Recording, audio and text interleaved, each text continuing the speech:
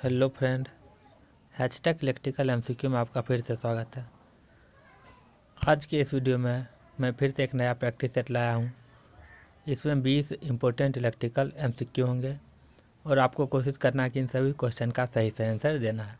दोस्तों, इस चैनल पर मैं इलेक्ट्रिकल से रिलेटेड प्रैक्टिस सेट, इलेक्ट्रिकल से रिलेटेड ट्रिक और इलेक्ट्रिकल से रिलेटेड वैकेंसी का नोटिफिकेशन अपलोड करते रहता हूँ। तो आप अगर अभी तक इस चैनल पर नए हैं तो चैनल को सब्सक्राइब कर लीजिए और बेल आइकन को प्रेस कर लीजिएगा ताकि आने वाले नए वीडियो का नोटिफिकेशन आप तक सबसे पहले पहुंचे। दोस्तों, इस वीडियो को स्टार्ट करने से पहले मैं एक सूचना आपको दे दूं कि एसएससी के सभी एग्ज़ाम का डेट यानी एग्ज़ाम का शेड्यूल जो है जारी कर दिया गया है। तो आप अभी से तैयार हो जाइए, डेली प्रैक्टिस सेट लगाइए और उसका सिलेबस देख के सिलेबस के अनुसार रिवीजन कीजिए। तो आपको सिलेबस के अनुसार रिवीजन करना है और प्रैक्टिस करना है, क्योंकि सिलेबस का रिवीजन करना और प्रैक्टिस सेट लगाना ये बहुत ही ज़रूरी है। तो चलिए बिना देर किए इस वीडियो को शुरू करते हैं। लेकिन इससे पहले आपको दोस्तों एक बात बता दूं कि आप चैनल को सब्सक्राइब कीजिए चाहे ना कीजिए, वीडियो को लाइक कीजिए चाहे नहीं कीजिए, लेकिन आप इस वीडियो को आप अपने लिए लास्ट तक ज़रूर देखिएगा। तो चलिए वीडियो को स्टार्ट करते हैं। पहला क्वेश्चन है, over voltage protection is recommended for. Option A है hydro electric generators, option B है steam turbines generator, option C है gas turbine generators, option D है ऑल ऑफ दी अबव। तो इस क्वेश्चन में पूछा गया हाइड्रो ओवर वोल्टेज प्रोटेक्शन जो होता है किसके लिए ज़रूरी है। तो ओवर वोल्टेज प्रोटेक्शन चाहे हाइड्रो इलेक्ट्रिक जनरेटर हो या चाहे स्टीम टरबाइन अल्टरनेटर हो या गैस टरबाइन अल्टरनेटर हो, इन तीनों के लिए ज़रूरी होता है। तो उसके अनुसार इसका जो ऑप्शन होगा ऑप्शन डी होगा, यानी कि ऑप्शन डी यानी कि ऑल ऑफ दी एबव होगा। तो ऑप्शन डी इसका सही आंसर होगा।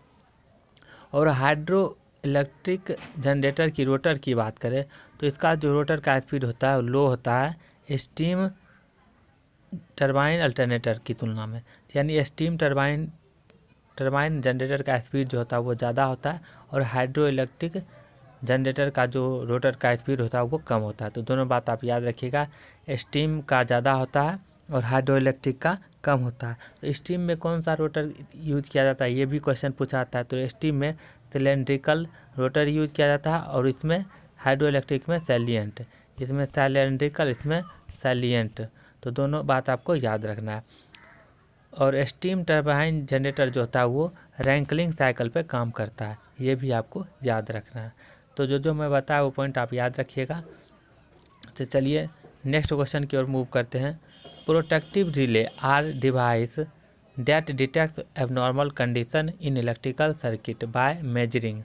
ऑप्शन ए है current during abnormal condition, option B है voltage during abnormal condition, option C है constantly the electrical quantities which differ during normal and abnormal condition, option D है none of these.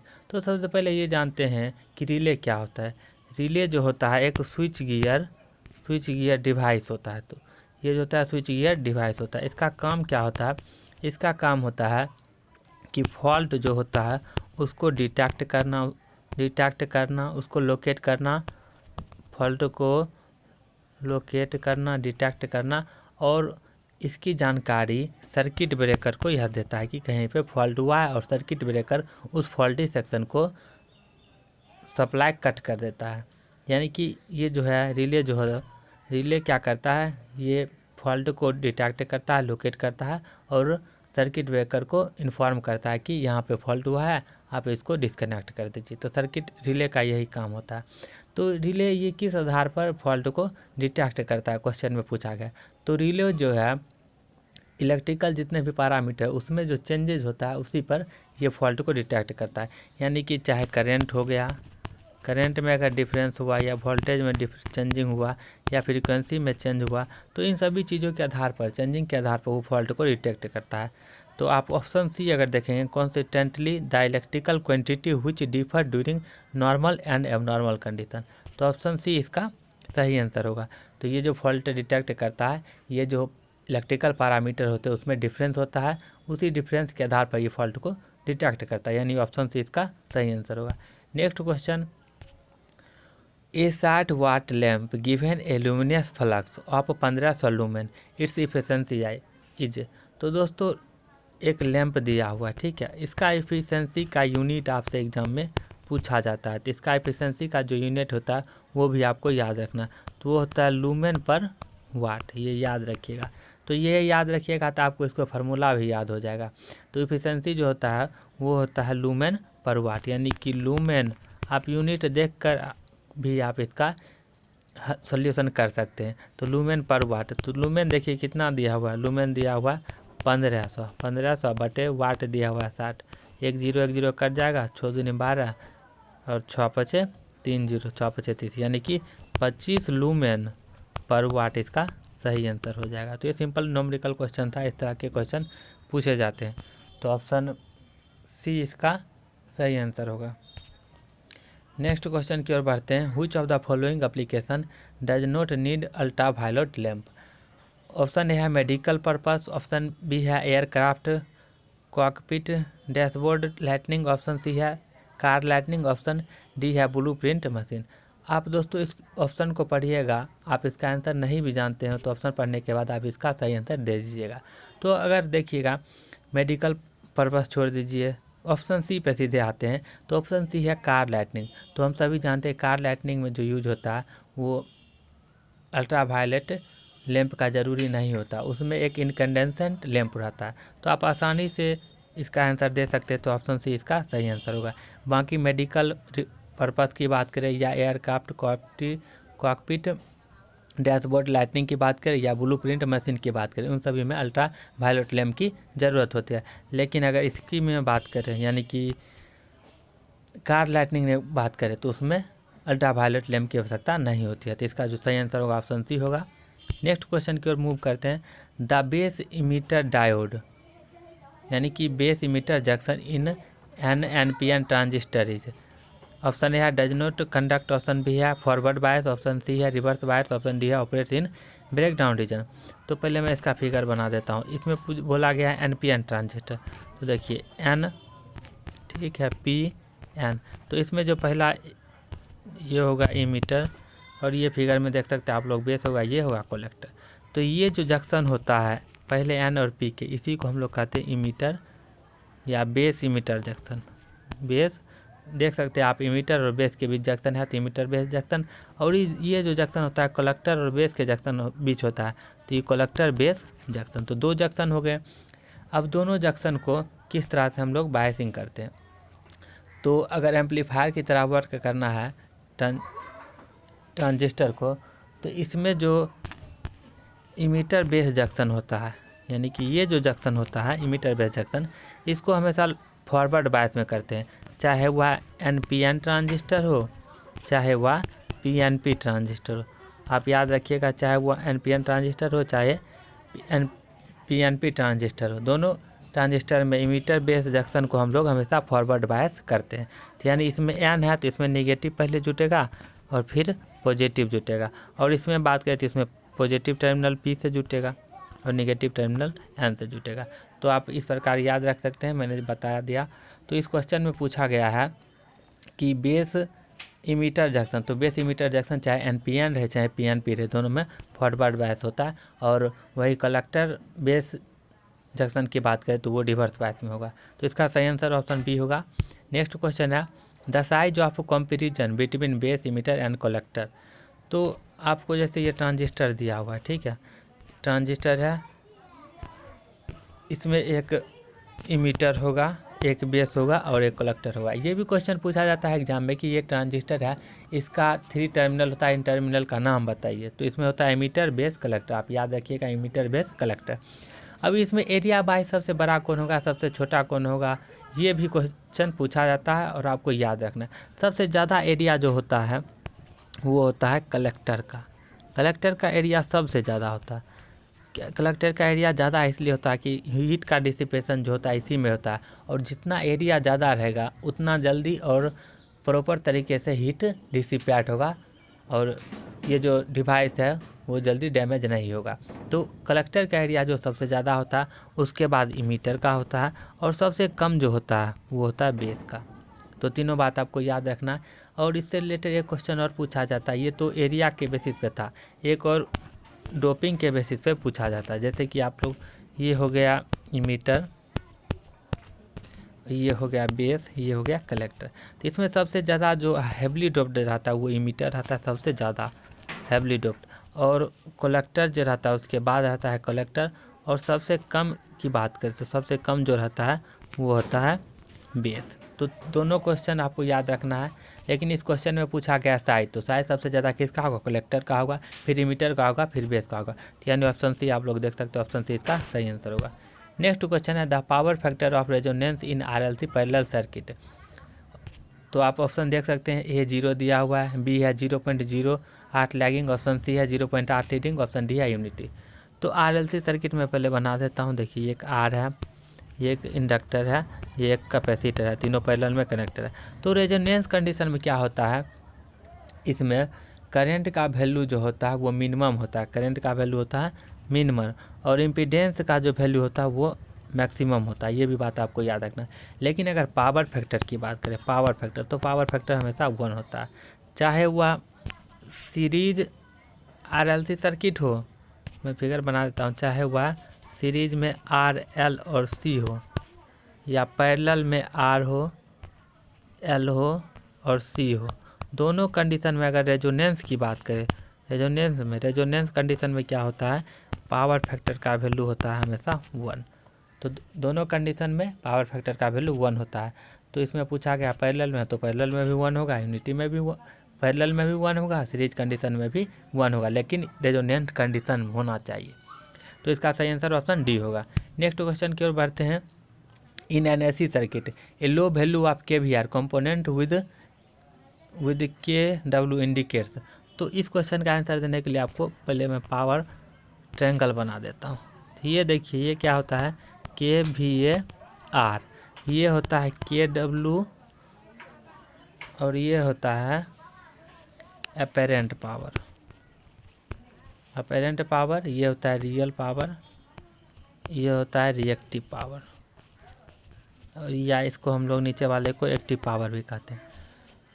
तो अब देखिए, इसमें कहा गया क्वेश्चन में कि लो वैल्यू ऑफ KVR, यानी KVR का वैल्यू लो होगा, KVR का वैल्यू जितना लो होगा ये थीटा का वैल्यू उतना ही कमता जाएगा। यही पावर फैक्टर एंगल है, यानी KVR का वैल्यू जितना कम होगा थीटा का वैल्यू उतना ही कम होगा। तो थीटा का वैल्यू जितना कम होगा उतना पावर फैक्टर ज़्यादा होता है, क्योंकि cos थीटा पावर फैक्टर होता है। तो थीटा का वैल्यू जैसे जैसे घटेगा, थीटा का वैल्यू जैसे जैसे घटेगा, ये पूरा पावर फैक्टर का वैल्यू बढ़ेगा। तो यानी यहाँ से आप फिगर से देख सकते हैं, जैसे जैसे KVR, ये ऊपर KVR है, यहाँ आप देख सकते हैं। मैं फिर से दूसरा कलर का इंक यूज कर लेता हूँ। जैसा कि आप देखिए, ये एक ट्रायंगल है, ये जैसे जैसे इसका वैल्यू, यही KVAR है, KVAR, इसका वैल्यू जैसे जैसे घटता जाएगा ये एंगल घटता जाएगा। एंगल घटेगा तो पावर फैक्टर बढ़ेगा, क्योंकि cos फाई, एंगल घटेगा तो पावर फैक्टर बढ़ेगा। तो आप समझ चुके होंगे। तो इसमें देखिए ऑप्शन, देखिए ऑप्शन दिया हुआ है low efficiency high power factor, unity power factor, तो हाई पावर फैक्टर होगा। यानी कि जैसे जैसे KVR का वैल्यू एक सेकेंड, हाँ, जैसे जैसे KVR का वैल्यू, ये KVR है, ये KVR का वैल्यू जैसे जैसे घटेगा पावर फैक्टर वैसे वैसे बढ़ेगा, यानी कि हाई पावर फैक्टर। तो ऑप्शन सी इसका सही आंसर होगा। नेक्स्ट क्वेश्चन की ओर बढ़ते हैं। When a pentavalent impurity added to a pure semiconductor it becomes. तो पेंटावैलेंट है ना, पेंटावैलेंट में नंबर ऑफ इलेक्ट्रॉन की संख्या 5 होती है। तो ये जब पेंटावैलेंट इम्प्योरिटी सेमीकंडक्टर में ऐड किया जाता है तो एक एक्स्ट्रा इलेक्ट्रॉन ये जनरेट करता है, जिसके कारण नंबर ऑफ इलेक्ट्रॉन की संख्या बढ़ जाती है, और ये जो सेमीकंडक्टर प्राप्त होता है वो एन टाइप सेमीकंडक्टर प्राप्त होता है। तो पेंटावैलेंट मिलाने पर एन टाइप का सेमीकंडक्टर प्राप्त होता है।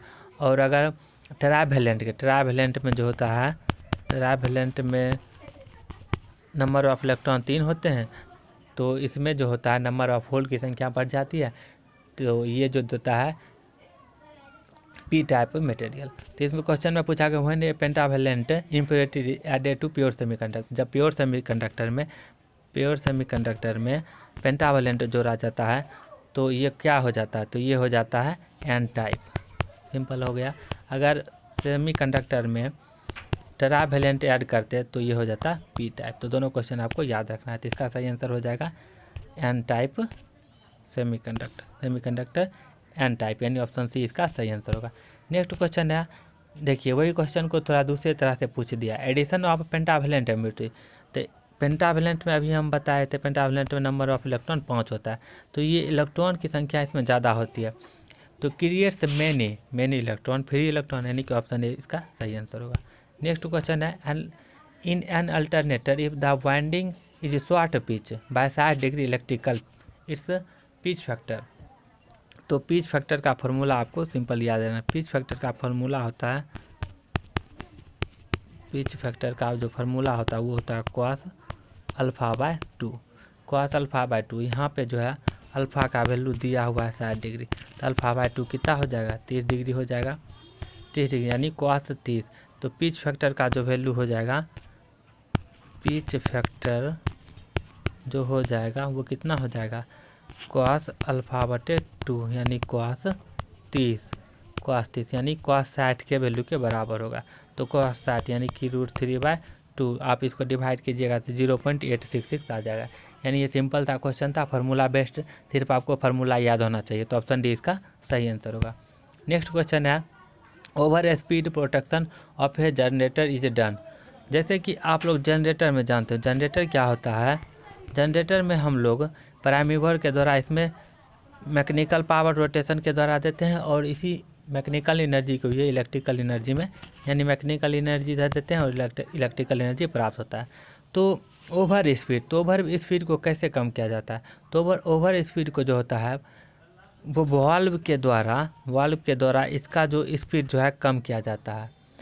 तो ये जो होता है गवर्नर के द्वारा किया जाता है। गवर्नर एक इसका पार्ट है, जो गवर्नर क्या करता है, वाल्व के द्वारा इसके स्पीड को, यानी कि इनपुट में हम लोग जो स्पीड देते हैं उसको कम करता है, तो इनपुट को एडजस्ट करता है। अगर स्पीड ज़्यादा हो गया तो उसको एडजस्ट करता है। तो ये किसका काम होता है, गवर्नर का। तो इसका जो सही आंसर हो जाएगा ऑप्शन ए हो जाएगा, गवर्नर, यानी कि जनरेटर के स्पीड को, ओवर स्पीड को एडजस्ट करता है। तो इसका सही आंसर ऑप्शन ए होगा। नेक्स्ट क्वेश्चन है, if the frequency of alternator increases then.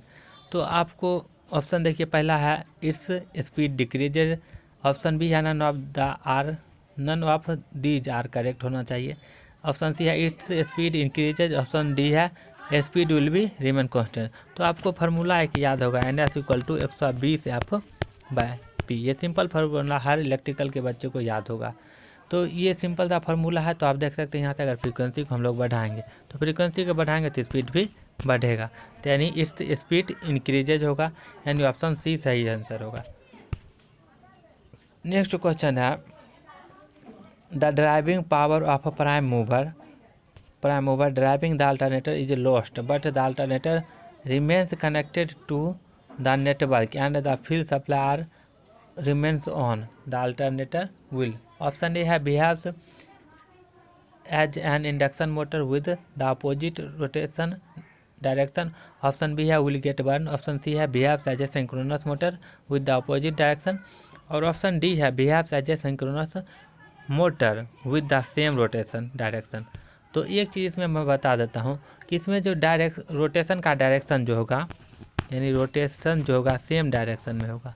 ये बहुत ही अच्छा क्वेश्चन है, इसमें 3 कंडीशन बनते हैं, और मैं चाहता हूँ कि इस क्वेश्चन का जवाब आप लोग कमेंट बॉक्स में दीजिए, क्योंकि ये बहुत ही अच्छा क्वेश्चन है। इस कॉन्सेप्ट को समझना बहुत ही ज़रूरी है, क्योंकि बच्चे अक्सर इस कॉन्सेप्ट में कंफ्यूज हो जाते हैं। तो इस क्वेश्चन का आंसर आप लोग कमेंट में दीजिएगा, और मैं अगले वीडियो में इसका आंसर दे दूँगा। तो आप लोग इसका आंसर ज़रूर कीजिएगा। चलिए नेक्स्ट क्वेश्चन पर बढ़ते हैं। The frequency of alternator of aircraft is. तो एयरक्राफ्ट में, यानी कि एयरक्राफ्ट में फ्रीक्वेंसी पूछा गया, तो एयरक्राफ्ट का जो फ्रीक्वेंसी होता है वो 400 होता है। 400 जो फ्रीक्वेंसी होता है हम लोग जानते हैं NS = 120F/P।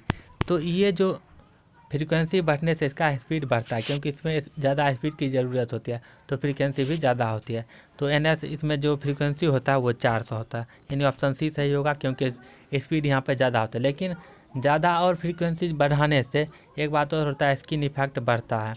तो ज़्यादा भी नहीं रखा जाता है, इसका जो टिपिकल वैल्यू होता है वो 400 हर्ट्ज होता है फ्रीक्वेंसी का। तो ऑप्शन सी इसका सही आंसर होगा।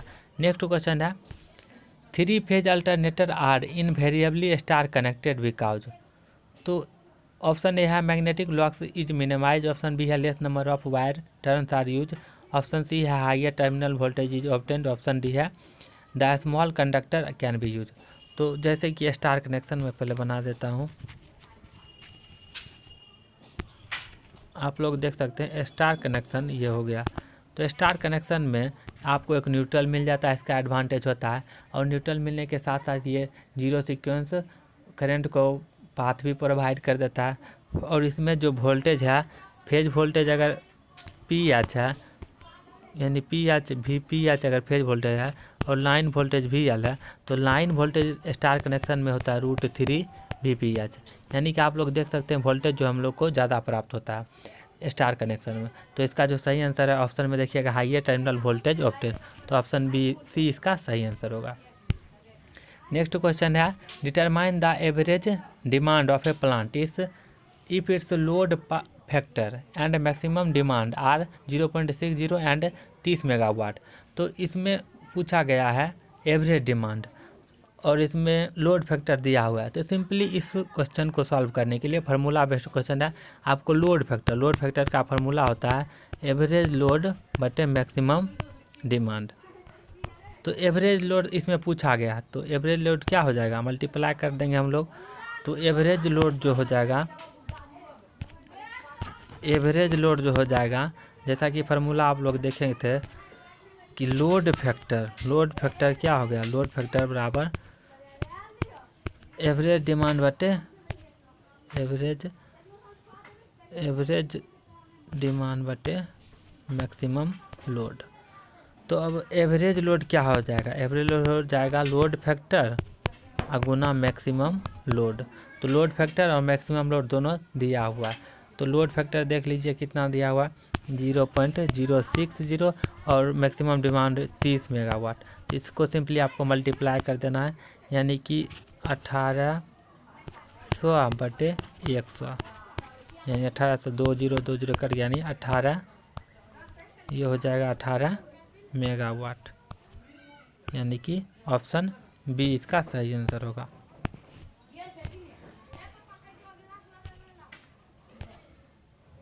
तो ऑप्शन बी इसका सही आंसर होगा 18 मेगावाट। नेक्स्ट क्वेश्चन की ओर चलते हैं। यूटिलाइजेशन फैक्टर ही डिफाइंड है। तो ये एक फार्मूला है, सिर्फ फार्मूला पूछा गया है। तो यूटिलाइजेशन फैक्टर का जो फार्मूला होता है वो होता है मैक्सिमम डिमांड बटे कैपेसिटी ऑफ रेटेड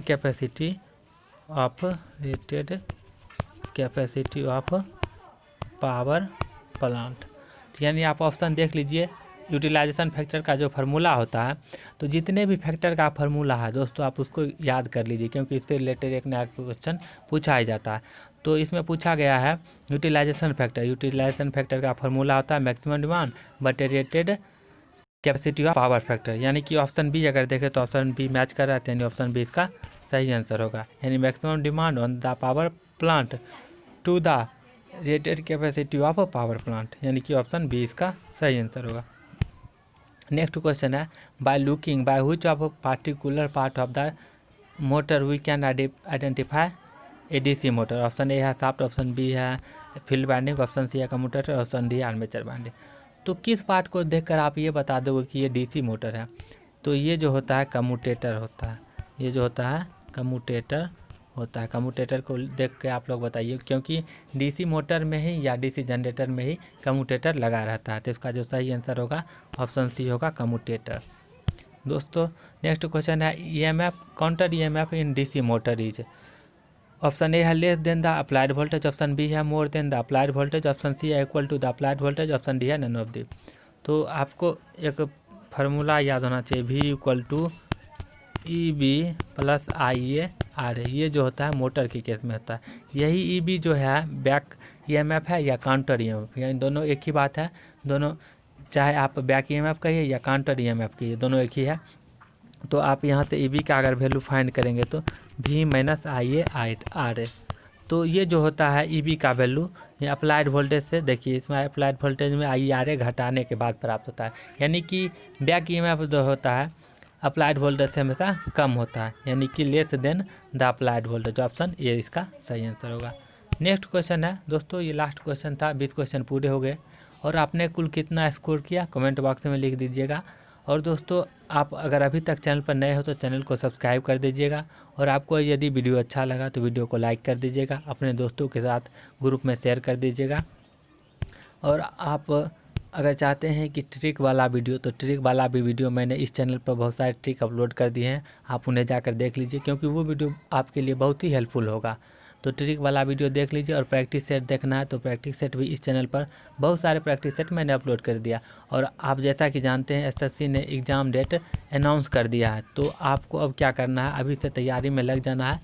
उसका सिलेबस देख लीजिए, सिलेबस के साथ रिवीजन कीजिए और रिवीजन के साथ प्रैक्टिस कीजिए, जमकर प्रैक्टिस कीजिए, जितना हो सके प्रैक्टिस कीजिए, तभी आप का स्कोर भी बढ़ेगा और आपका प्रैक्टिस भी होगा, टाइम मैनेजमेंट भी होगा। तो सभी चीज़ आपका होगा, आप रिवीजन और प्रैक्टिस करते रहिए। तो बहुत सारे मैंने प्रैक्टिस सेट इस पर अपलोड कर दिए हैं, आप जाइए रोज़ डेली 1-2 प्रैक्टिस सेट लगाते रहिए। तो दोस्तों आज के वीडियो में बस इतना ही, फिर मिलेंगे अगले वीडियो में, तब तक के लिए धन्यवाद।